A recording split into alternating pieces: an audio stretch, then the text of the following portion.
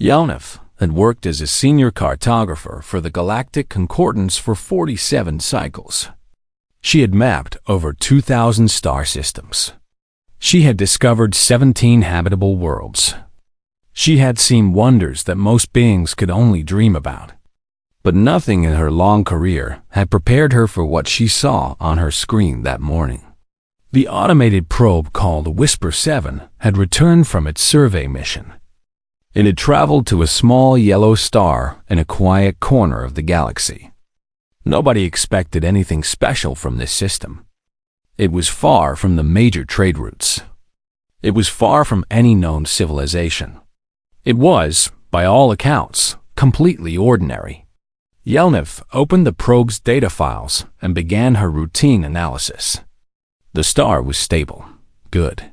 There were 8 planets in the system. Normal.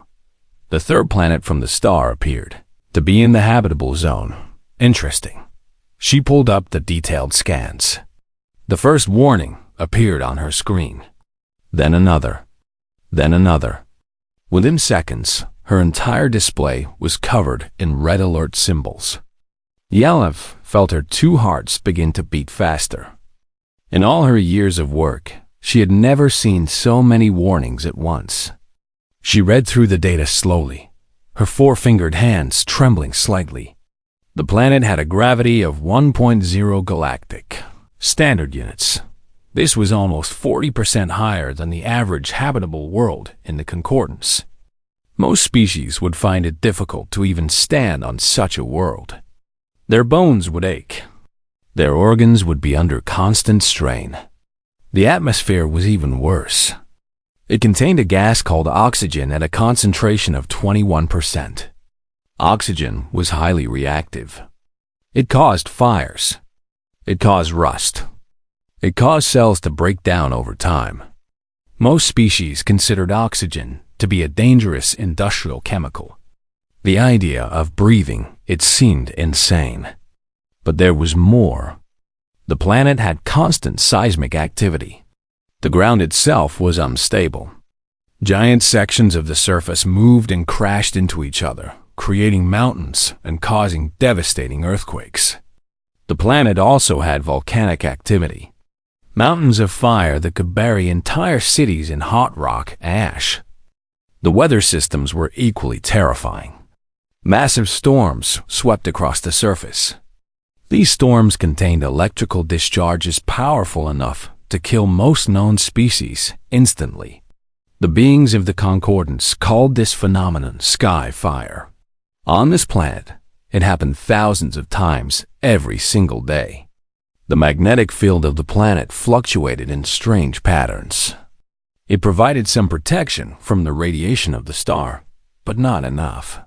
Harmful rays constantly bombarded the surface.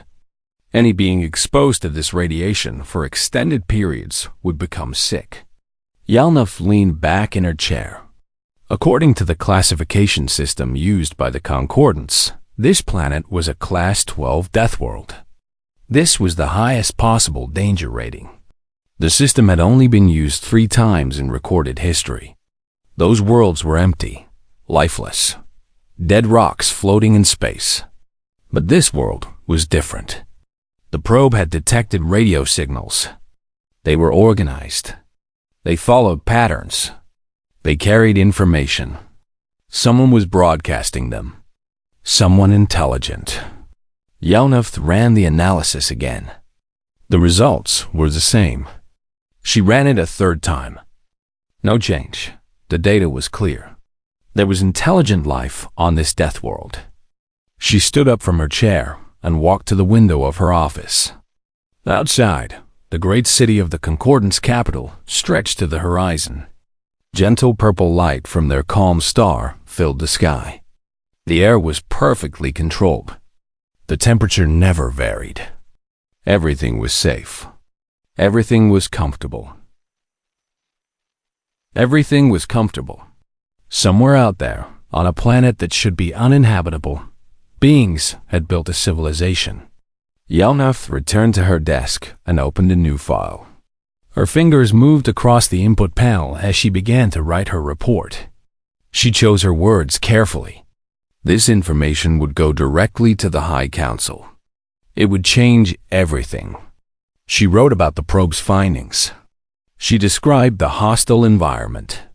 She detailed every danger that the planet presented. And then she wrote about the radio signals. She wrote about the cities that the probe's cameras had detected on the surface. She wrote about the lights that glowed at night, showing that millions of beings lived together in massive settlements.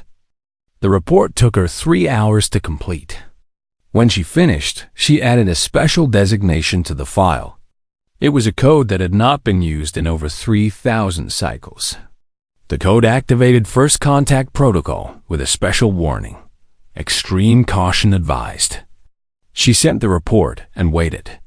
The response came faster than she expected. Within 1 hour, she received a message from the High Council. They wanted to speak with her immediately.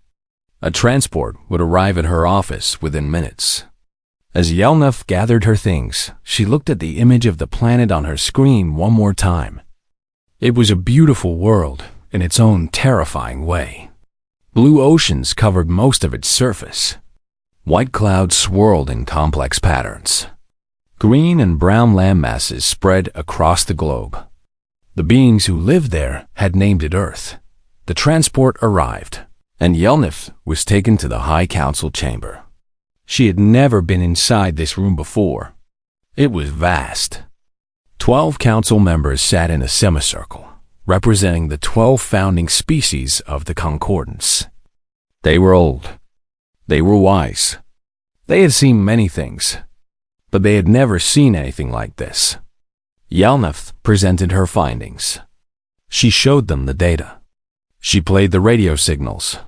She displayed the images of the cities and the ships that orbited the planet. The council members watched in silence. When she finished, the eldest council member spoke. His name was Varahath, and he had served on the council for over 200 cycles. His voice was quiet, but it carried weight. "You are certain of these findings?" he asked. "Yes, Elder," Yelneth replied. "I have verified them multiple times. The data is accurate." Varahath looked at the image of Earth that still glowed on the display screen. His ancient eyes reflected the blue light of the distant world. "In all my years," he said slowly, "I have never believed that life could exist on a Class 12 world. I thought such planets were prisons of rock and fire. I thought they were empty." He paused and looked at the other council members. "It seems I was wrong. It seems we were all wrong. Something lives on that world. Something thinks. Something builds. And we must learn what it is." He turned back to Yelneth. "Prepare a research mission. Find our best scientists. Find our bravest explorers. We are going to visit this Deathworld." Yelneth nodded. As she left the chamber, she felt a strange mix of excitement and fear. The galaxy was about to change. She could feel it. Earth waiting. The response came faster than anyone on the gentle inquiry expected. Within 6 hours, the communications array was flooded with signals from the planet below. Messages arrived in dozens of different languages. Some were from governments. Some were from scientific organizations. Some were from ordinary people with radio equipment. The humans were not speaking with one voice. They were shouting with thousands. Lieutenant Vel, the chief communications officer, worked through the night to organize the incoming transmissions. By morning, she had identified the major governmental bodies and their responses. Most expressed a desire for peaceful communication. A few expressed suspicion. All expressed curiosity. Desik studied the reports carefully. One name appeared repeatedly in the most official communications. Director Elena Vasquez, representative of something called the United Nations. This organization apparently spoke for many of the human nations, at least in matters involving the entire planet. A direct message arrived from Director Vasquez. It was written in a language called English, which the translation systems had already decoded. The message proposed a meeting on the surface in a neutral location to begin formal discussions between humanity and the Phi Concordance. Desik accepted. The landing site was a flat area of land in the middle of a large continent. The humans called it Switzerland. According to the data, this nation had a long history of neutrality in human conflicts. It seemed like an appropriate choice. The shuttle descended through the atmosphere on a clear morning. Desik watched through the window as the details of Earth became visible. Mountains covered in white snow, forests of green trees, a lake that sparkled under the yellow sun. The shuttle landed gently on a field of grass. Desik took a deep breath. The air inside the shuttle was carefully controlled. Outside, the hostile atmosphere waited. His environmental suit would protect him, but he still felt nervous. The door opened. Desik stepped out onto the surface of Earth. The gravity hit him immediately. His legs felt heavy. His movements were slow. Every step required effort. He understood now why the humans were so strong. Living under this constant pressure would build powerful muscles and dense bones. A group of humans waited nearby. They had arrived in wheeled vehicles that burned chemical fuel. Primitive technology, but effective. The humans stepped out of their vehicles and walked toward Desik and his team. Desik studied them as they approached. They wore simple cloth coverings. They carried no visible weapons, though his sensors detected armed individuals watching from a distance. The humans were being cautious. He respected that the lead human was a female with dark hair and brown eyes. She moved with confidence despite the dangerous situation. Behind her walked several other humans, some carrying equipment for recording the event. The female stopped a few meters away from Desik. She looked up at him with an expression he could not read. Then she extended her hand, palm open, fingers together. Desik had studied this gesture. It was a greeting, a sign of peaceful intentions. It also served another purpose. By extending an empty hand, the human showed that she held no weapon. This greeting had evolved from a more violent past. Desik extended his own hand. The human reached out and grasped it. Her grip was firm. Her skin was warm. Direct contact with a being from a Deathworld. "Ambassador Desik," she said. "I am Director Elena Vasquez. On behalf of the people of Earth, I welcome you to our world." Her voice was steady. Her eyes showed no fear. This woman had spent her entire life on a planet that could kill her in 1,000 different ways.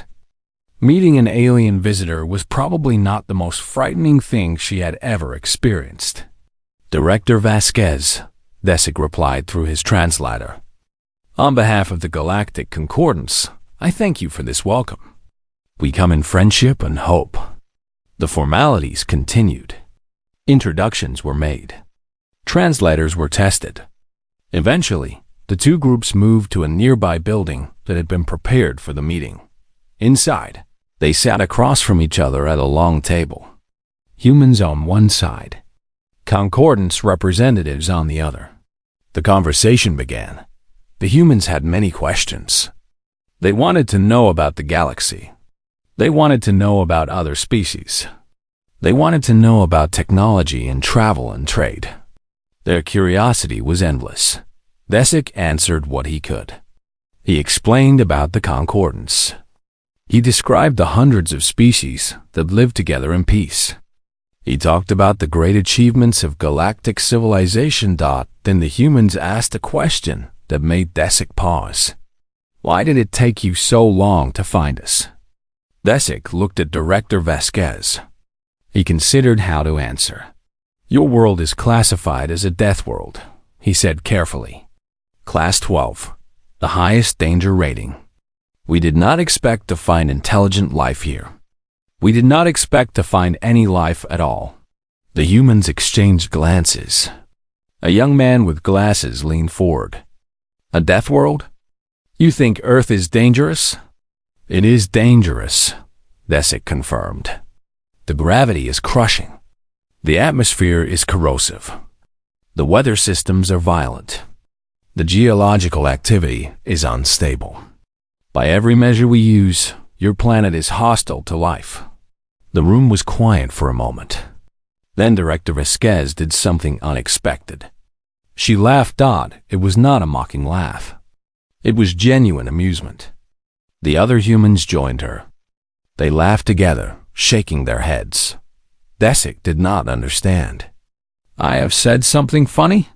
Vasquez controlled her laughter and looked at him with warm eyes. "Ambassador, I apologize. We do not mean to be rude. But to us, Earth is home. It is the only world we have ever known. We do not think of it as dangerous. We think of it as normal." She leaned back in her chair and gestured toward the window. Outside, the sun shone on the green landscape. We climb the mountains that shake and crack. We swim in oceans that try to drown us. We build cities in the paths of hurricanes and on the edges of volcanoes. We have survived ice ages and plagues and disasters that killed millions. She turned back to Desic. Her expression had changed. There was something in her eyes now. Pride, strength, a fire that no environmental suit could protect against. "We are not survivors despite our world, Ambassador. We are survivors because of it. Earth made us strong.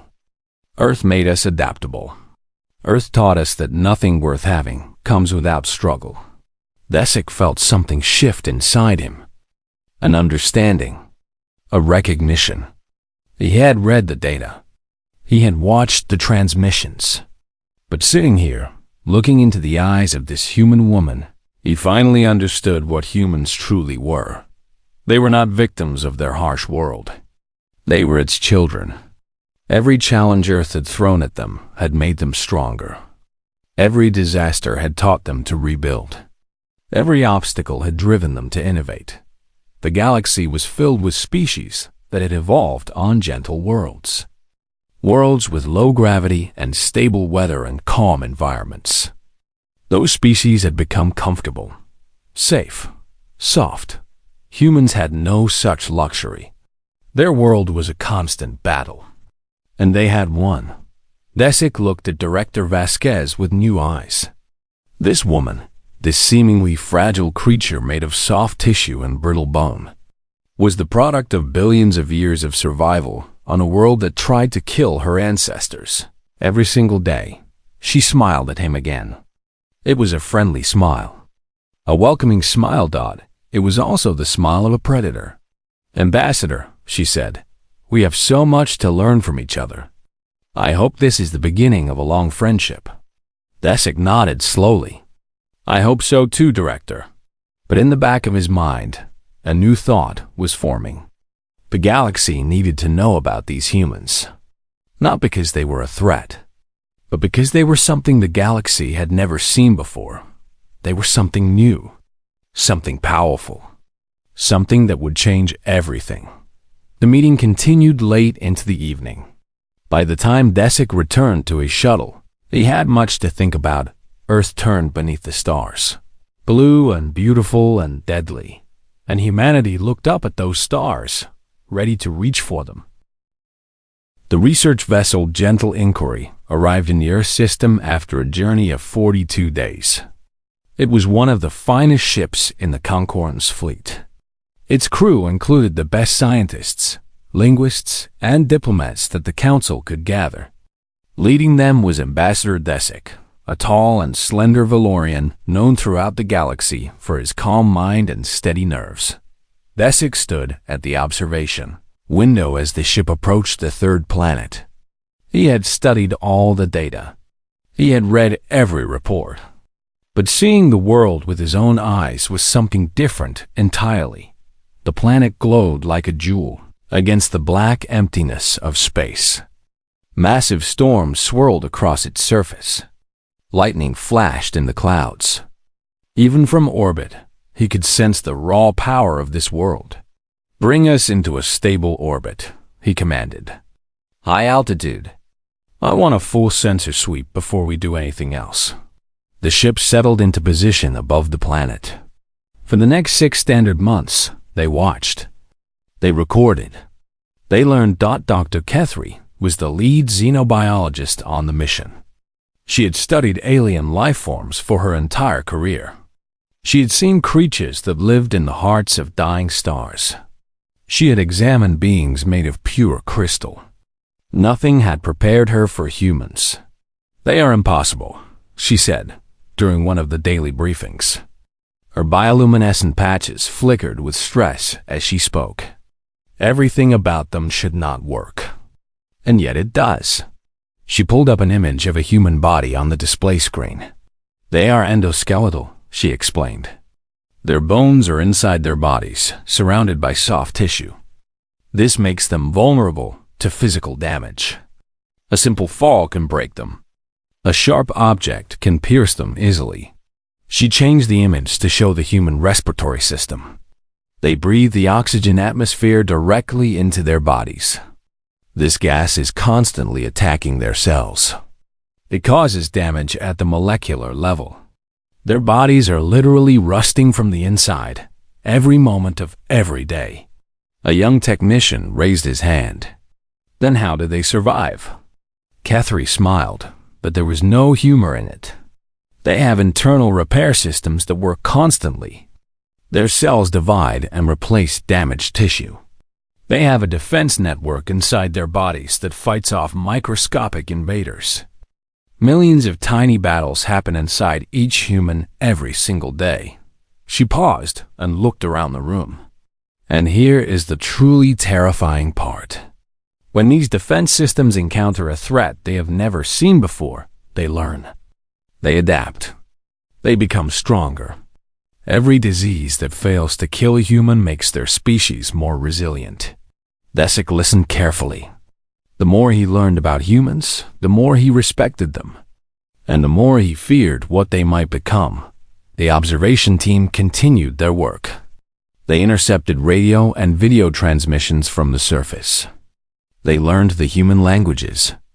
They studied human history. What they found was both fascinating and disturbing. Humans were not united. They had divided themselves into groups called nations. These nations often fought against each other. Human history was filled with wars, conflicts, and violence. They had invented countless ways to harm each other. They had even created weapons that could destroy entire cities in a single flash of light. "They split the atom," whispered the chief physicist during one briefing. His voice was filled with horror. "They learned to break apart the building blocks of matter. And then they used this knowledge to make weapons. But the humans had also used this knowledge to power their cities. They had used their understanding of science to cure diseases. They had sent members of their species beyond their atmosphere to walk on their own moon." Desik found himself drawn to the human transmissions they called entertainment. He watched their stories. He listened to their music. He saw them laugh and cry and love and grieve. Despite all the violence in their history, humans also created beauty. They made art. They wrote poetry. They dreamed of the stars. One evening, Desik sat alone in his quarters, watching a human transmission. It showed a group of humans climbing a massive mountain. The conditions were terrible. The wind howled. The cold was deadly. Several members of the group had already turned back, but some continued. They pushed forward. They struggled against the mountain, against the weather, against their own exhausted bodies. And when they finally reached the top, they celebrated. They hugged each other. They planted a flag. They took pictures. There was no logical reason for them to climb that mountain. There was nothing at the top that they needed. They did it simply because it was there. They did it because it was hard. Desik turned off the screen and sat in silence for a long time. He was beginning to understand something important about humans. They did not simply survive their harsh world. They challenged it. They fought against it. They refused to accept limits. This was why they were dangerous. This was also why they were remarkable. The observation continued. The team documented human biology, culture, technology, and society. They filled thousands of files with data. But eventually, Desik knew that watching was not enough. He called a meeting of his senior staff. "We've observed these beings for 6 months," he said. "We have learned much. But we have also reached the limit of what observation can teach us. The time has come to make a decision." He looked around the table at his team. Some of them looked nervous. Others looked excited. All of them looked uncertain. "I believe we must attempt direct contact," Desik continued. "The Council sent us here to learn about these beings. We cannot truly understand them without speaking to them." Dr. Kethri raised a concern. "They are unpredictable. Their history shows they can be violent, especially toward beings they do not understand. We could be in danger." Desik nodded. "You are correct. There is risk. But I have also seen something else in these humans. I have seen curiosity. I have seen a desire to explore and learn. I believe that if we approach them with respect, they will respond in kind." The debate continued for several hours. In the end, the team voted to support Desik's plan. They would attempt contact. The communications team prepared a message. They used mathematical patterns that any intelligent species should be able to understand. The message was simple. "We come in peace. We wish to communicate." Desik reviewed the message one final time. His hand hovered over the transmission button. He knew that once he pressed it, nothing would ever be the same. The galaxy would change. History would remember this moment. He pressed the button. The message beamed down toward the blue planet below, toward the cities and the people and the noise of billions of human lives. Desik walked to the observation window and watched Earth turn slowly beneath him. "Now," he said quietly to himself, "we wait." He did not have to wait long. News traveled fast across the galaxy. Within weeks of the first contact, every major civilization knew about Earth. They knew about the impossible Deathworld. They knew about the strange beings who lived there. Opinions varied. Some species were curious. Some were afraid. Some saw opportunity. The Raxan Dominion saw a threat. The Raxan were reptilian creatures from a desert world in the outer spiral arm. They had built their empire through conquest. 37 star systems had fallen to their war fleets. Dozens of species now served them as slaves. The Raxan believed in strength above all else. The weak existed to serve the strong. When the Raxan leaders learned about humanity, they made a decision. These humans were too dangerous. Their Deathworld had made them powerful. If they were allowed to develop space travel and join the galactic community, they might one day challenge the Dominion itself. The solution was simple. Destroy them now, while they were still young. While they were still weak, the Raxan war fleet gathered in secret. 200 vessels. Thousands of soldiers. Enough firepower to reduce a planet to ash. They traveled through the darkness between stars, heading toward a small yellow sun in a quiet corner of the galaxy. Ambassador Desik learned of the attack 3 days before the Raxan arrived. A spy within the Dominion had sent a warning. Desik immediately contacted Director Vasquez. "You must evacuate," he urged her. "We can provide transport ships. We can relocate your people to safe worlds within the Concordance. The Raxan are ruthless. They will show no mercy." Vasquez listened calmly. When Desik finished, she shook her head. "We appreciate the warning, Ambassador, and we are grateful for your friendship. But we will not run." Desik leaned forward. "Director, you do not understand. The Raxan have conquered dozens of worlds. Their weapons are far more advanced than anything you possess. You cannot win this fight." Vasquez smiled. It was a cold smile, a dangerous smile. "Ambassador Desik, let me tell you something about humans. We have been fighting for our survival since the first of our ancestors climbed down from the trees. We have faced predators with teeth and claws. We have faced diseases that killed millions. We have faced each other in wars that nearly destroyed our entire species. She stood up from her chair and walked to the window. Outside, the city hummed with activity. Millions of humans going about their daily lives. We did not survive all of that just to surrender to lizards from another star. The message was broadcast to every human nation. An alien fleet was coming. They intended to destroy Earth. The people of the world needed to prepare. The response was unlike anything in human history. Old enemies became allies. Resources were shared. Weapons were distributed. Every nation contributed what they could.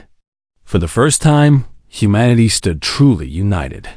When the Raxan fleet arrived at the edge of the solar system, they expected to find a primitive world unprepared for war. What they found was something different. Human ships waited for them. These vessels were crewed by galactic standards. They used chemical rockets and nuclear engines. Their weapons were simple kinetic projectiles and guided missiles. But there were hundreds of them. And they were not running away. The Raxan commander, a scarred veteran named Krethzal, laughed when he saw the human fleet. These primitive vessels were no match for his advanced warships. This would be an easy victory. He ordered the attack. The first Raxan ships moved forward, firing energy weapons that should have torn through the human vessels like paper. But the humans did not fight the way the Raxan expected. Human pilots executed maneuvers that should have been impossible. They accelerated at rates that would crush a Raxan pilot into paste. They changed direction so quickly that targeting computers could not track them. The humans flew like they had nothing to lose. Like death was just another challenge to overcome. The energy beams missed. The Raxan missiles were confused by electronic interference. And then the human weapons began to hit. Kinetic projectiles traveling at incredible speeds slammed into Raxan ships. Simple metal bullets, but traveling so fast that they punched through advanced armor like it was cloth. Nuclear warheads detonated against hulls, releasing energy that the Raxan shields could not fully absorb. Within the first hour, the Raxan had lost 30 ships. They had expected to lose none. Krethzal ordered ground forces to land on Earth. If they could not win in space, they would win on the surface. They would burn the human cities and break their spirit. This was his greatest mistake. The Raxan soldiers landed in several locations across the planet. They expected to face frightened civilians and primitive defenders. Instead, they faced humans. In the frozen north, Raxan troops found themselves in temperatures so cold that their equipment failed. Their scales cracked. Their blood slowed. They could barely move. Human soldiers in white clothing appeared from the snow, moving easily through conditions that killed Raxan within hours. In the deep jungles, Raxan patrols were ambushed by humans who seemed to appear from nowhere. The heat and humidity drained the reptilian invaders. Strange insects bit through their armor. Diseases they had no immunity to spread through their ranks. Humans who had lived in these jungles for generations hunted them like animals. In the desert regions, the Raxan expected to find familiar territory. But Earth's deserts were hotter than their homeworld. The sand got into their equipment. The sun baked them during the day.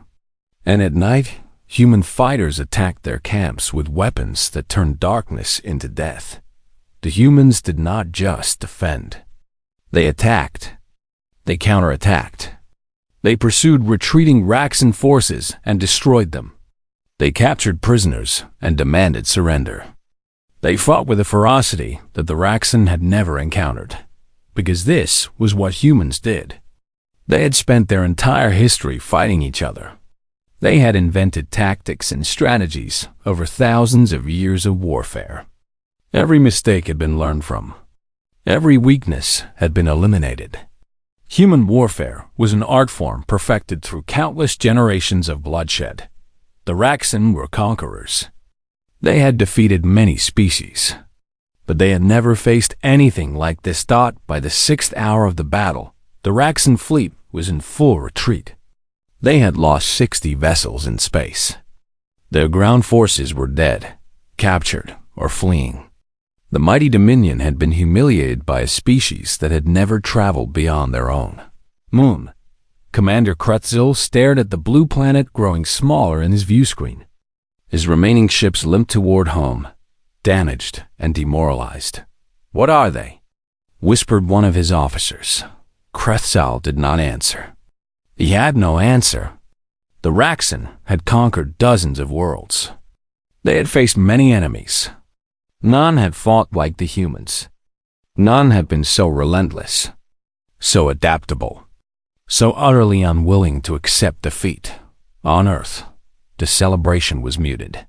Humans had won their first interstellar battle, but they had also lost many brave soldiers. The victory was paid for in blood. Director Vasquez addressed the planet that night. Her face was tired. Her voice was heavy, but her words carried across the world. Today we proved something to the galaxy. We proved that humanity will not be conquered. We proved that we will fight for our home no matter the odds. We proved that the people of Earth, united, are a force that cannot be defeated. She paused and looked directly into the camera. To any other species thinking of attacking our world, I have a simple message. We did not survive our planet to fall to you. We did not claw our way to the stars to be pushed back down. Come in peace, and you will find friends.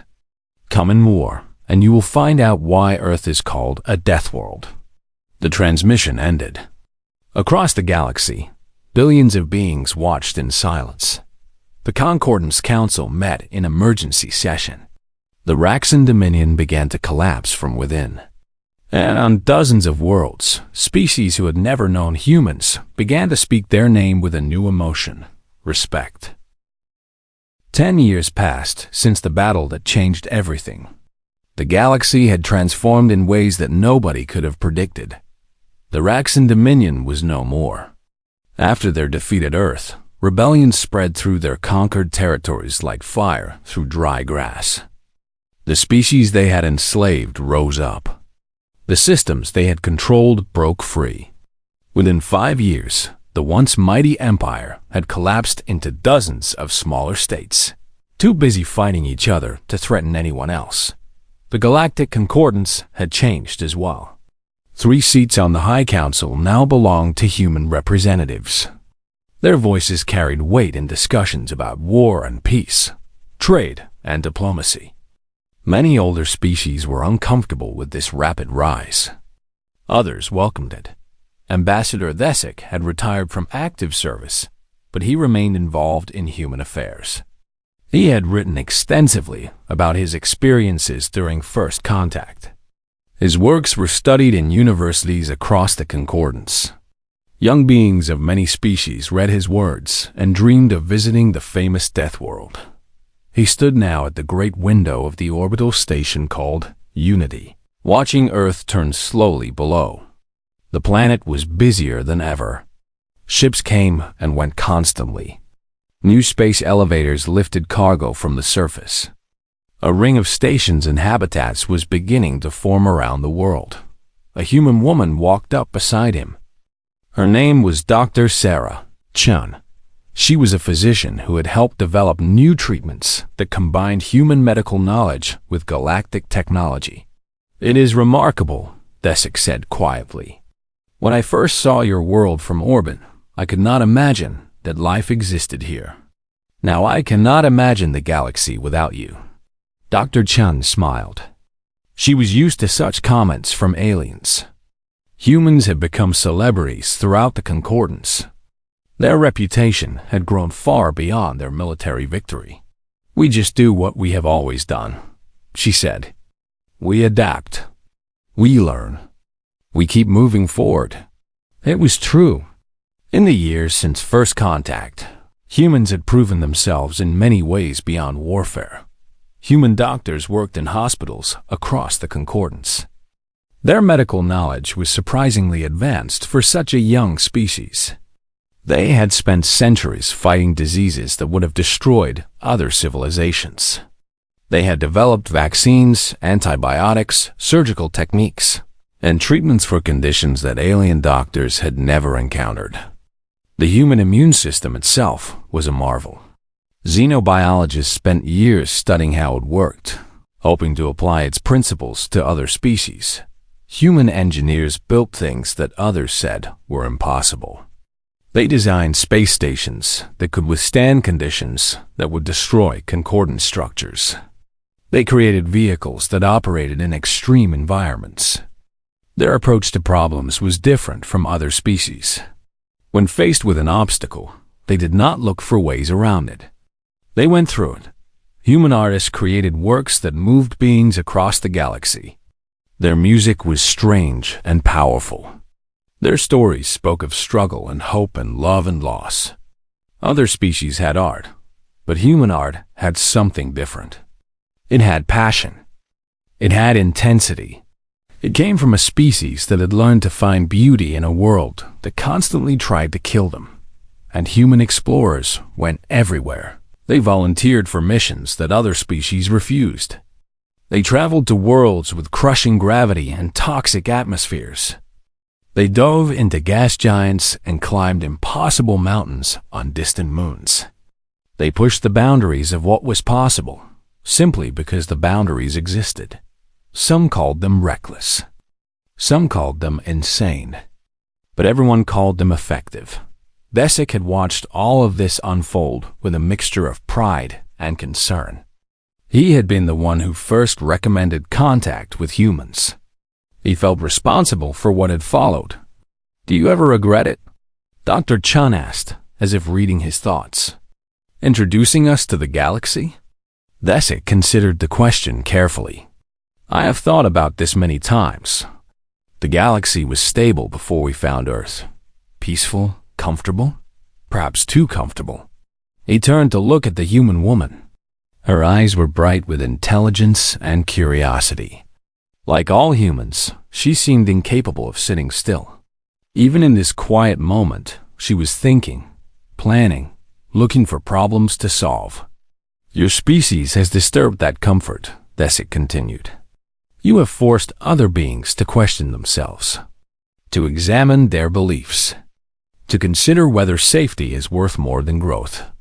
He paused and smiled. It was a gesture he had learned from humans. "Some of my colleagues believe this was a mistake. They think the galaxy was better without you. But I disagree. I think you are exactly what the galaxy needed. A reminder of what life can be when it refuses to surrender." Dr. Chun nodded slowly. "We are not perfect, Ambassador. We have our flaws. We can be violent, stubborn, short-sighted. We nearly destroyed ourselves more than once." "Yes," Desek agreed. "But you did not destroy yourselves. That is the important thing. You faced every challenge and found a way through. That is the lesson you teach the galaxy. Not how to fight, how to survive. How to keep going when everything seems impossible." They stood together in silence, watching Earth below.